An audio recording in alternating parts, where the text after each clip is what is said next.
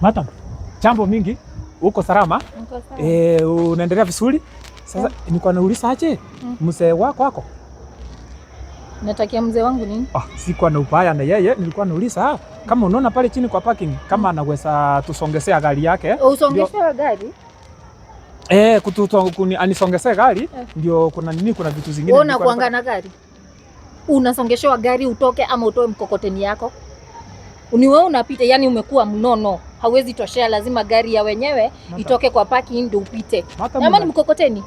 Ni takataka wewe ni mtu wa takataka, unataka kutoa takataka? Ni nini umenyamaza? Sinauliza. Hata nilikuwa nasema sasa hiyo matusi. Najua. Hapana, unaona? Si ati hatuna kazi ya kufanya. Unajua ukilala wengine wakitafuta gari, ulikuwa umelala. Ona, amka, enda utafute gari yako. Usisumbue wenye wako na magari. Enda utafute yako, ndio ujue uchungu wa gari. Enda tutolee gari, nataka wewe unatoka. Umenona, hautoshei kwa ploti. Enda ukatafute gari yako. Utakusumbua watu.